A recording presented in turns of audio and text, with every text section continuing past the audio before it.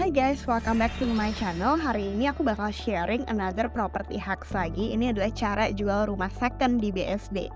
Nah, menarik banget karena akhir-akhir ini banyak banget millennials, banyak banget families yang lagi cari rumah di BSD.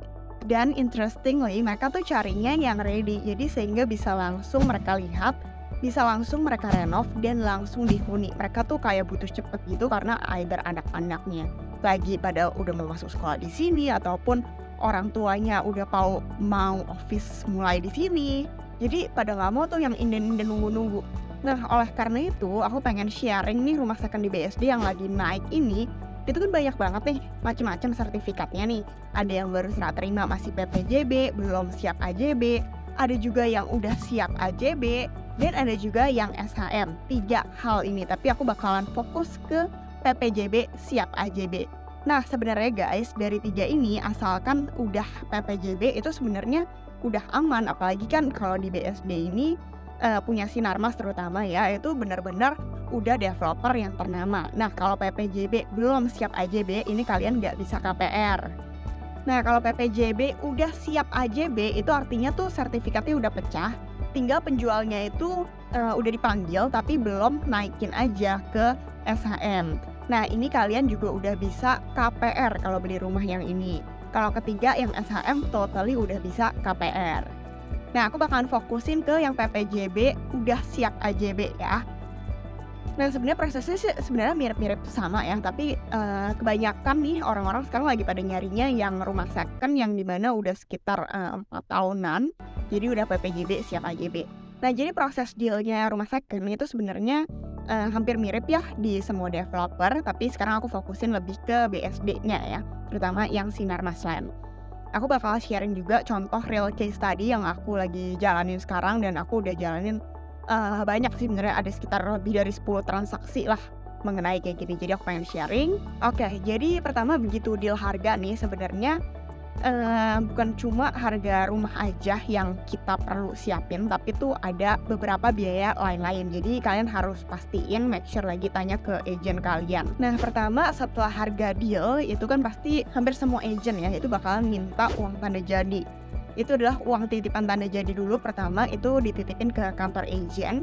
Misalnya serius nih, pembelinya oke, penjual udah oke, harga udah deal. Misalnya di 1,75M misalnya ya untuk pembelian unit di misalnya Greenwich di BSD ya.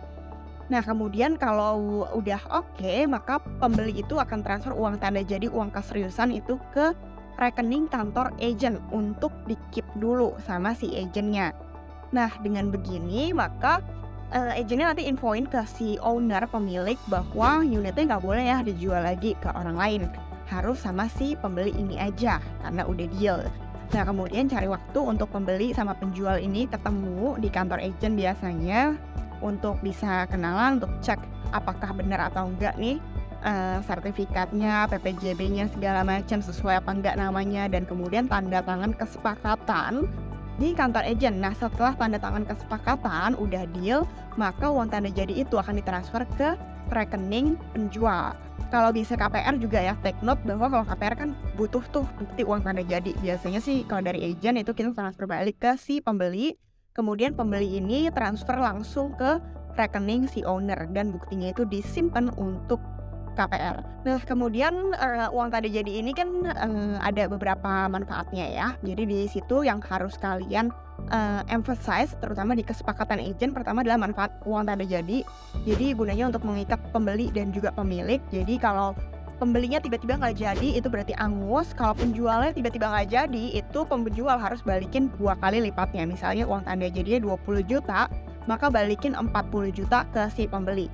Tapi lain hal kalau misalnya pembeli ini KPR-nya ditolak, maka biasanya itu adalah 50% hangus. Jadi kalau uang tadi jadi 20 juta, maka 10 juta hangus dan 10 juta dikembalikan lagi ke si pembeli. Nah, uang tanda jadi ini sebenarnya juga macam-macam, tapi biasanya kalau saya di bawah 2M itu tariknya sekitar 20-25 juta. Tapi kalau kemarin udah di 5M sampai 6M itu udah di 50 juta uang tanda jadinya. Di perjanjian itu yang harus ditekanin lagi itu adalah kewajiban dari penjual dan juga kewajiban dari pembeli. Nah, terutama kewajiban penjual itu harus ditekenin ya, karena kadang penjual itu suka lupa mengenai IPL. Itu tuh harus dibayar sampai bulan terakhir akad. Nah, misalnya akad di bulan Maret 2022, berarti harus sampai di bulan Maret 2022. Jadi pembeli itu baru bayar di bulan April. Kemudian PBB juga sampai tahun terakhir, listrik air juga sampai di bulan terakhir akad ya. Dan juga penjual tuh harus bayar pajak penjual, pengalihan gitu. Nah, kalau kewajiban dari pembeli itu pasti pajak membeli, terus biaya balik nama segala macam. Nah, kemudian yang harus ditekenin lagi ini adalah timeline ya. Ini penting banget, terutama kalau pembelinya ini KPR dan juga kalau masih PPJB siap AJB itu bukan cuma kita nungguin dari KPR aja, tapi kita harus nungguin dari balik namanya si developer ini, karena kadang tuh suka lamanya ngantri guys. Nah, timeline ini harus diatur, didiskus bareng sama agent, sama pembeli, sama penjual. Biasanya kalau pembelinya ini KPR, aku kasih waktu bayar ini ngurus KPR itu adalah 2 minggu hari kerja. Tapi kan kadang-kadang ya suka agak lama, terus belum lagi potong hari libur segala macam. Jadi pahit-pahitin itu adalah 1 bulan ya untuk ngurus KPR. Nah, setelah KPR-nya ini udah di-approve, maka pembeli ini bayar DP 10% minimal ke rekening owner. Nah, kemudian udah bayar DP, pemiliknya ini, ownernya itu masukin berkas dokumen asli, PPJB asli, terus surat pesanan, terus kalau ada adendum asli juga, terus BAST asli, PBB sampai tahun terakhir, terus kopi-kopi data pemilik. Itu masukin data asli ini ke developer. Jadi si agent biasa akan nemenin pemilik untuk masukin berkas ke developer, ke bagian pengalihan. Jangan lupa namanya kalau PPJB siap AJB ini kan nanti ada pengalihan ya. Jangan lupa untuk bawa form IPL dan juga form pengalihan yang sudah ditandatangan oleh si pembeli dan juga si penjual gitu. Nah, kemudian sebagai agent, selain ngebantu dokumen-dokumen pemilik yang harus diserahkan ke si developer, si agent ini juga harus ngebantuin untuk dokumen-dokumen dari buyer nih, seperti apa aja, mulai dari KTP, NPWP, akte lahir, akte nikah, terus surat approval bank juga, dan juga form yang tadi IPL dan pengalihan yang udah ditandatanganin si buyer. Nah, ini biasa kalau agentnya udah sering transaksi ya, agent pasti udah hafal bener-bener nih untuk flow-nya kayak gini, dan agent itu wajib ya untuk mendampingi, collect dokumen segala macam gini. Emang kalau rumah second itu sebenarnya agak lebih banyak ya flow-nya ya, lebih ribet sebenarnya. Tapi balik lagi ke jam terbang, jadi jangan salah pilih agent guys. Nah, kemudian setelah udah submit nih dokumen semuanya, maka owner itu akan dikasih tanda terima. Nah, ini adalah contoh tanda terimanya. Tanda terima ini sebagai agent aku selalu bilang ke owner bahwa ini jangan sampai hilang. Tetap terus taruh jangan sampai hilang, karena nanti pas udah selesai itu wajib diserahkan kembali ke BSD. Nah, kurang lebih ini timelinenya adalah sekitar 2 minggu hari kerja juga, tapi biasanya ini kan tergantung nih, kalau di BSD kan tergantung banyak atau enggaknya nih yang lagi pengalihan, biasa ngantrinya dari sana. Tapi biasa itu saya kasih waktu 1 bulan lagi untuk proses pengalihan. Nah, kemudian setelah udah submit dokumen kayak gini, nanti orang dari BSD-nya itu bakalan ngasih tahu ke agentnya bahwa ini adalah hitungan rincian yang perlu dibayarin oleh si penjual dan juga si pembeli. Nah, biasa kalau hitungan yang rincian hitungan dari penjual itu tuh biasa pasti ada PBB yang perlu dicek. Jadi kadang kita ngelihat di apps itu PBB-nya udah dibayarin semua, padahal kadang-kadang itu PBB-nya tuh seolah-olah dibayarin oleh BSD, padahal itu belum dibayar. Nah, itu biasa disuruh bayar lagi.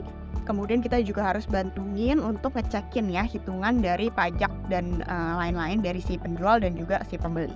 Semua dokumen udah lengkap, terus tunggu dari jadwal dari BSD kira-kira 1 bulan.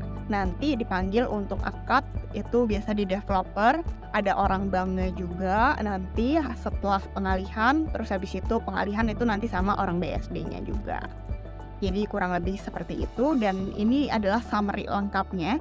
Jadi ini adalah kurang lebih yang aku biasa kasih ya ke si penjual dan juga pembeli. Aku bikinin Excel kayak gini supaya mereka tuh bisa siapin dananya.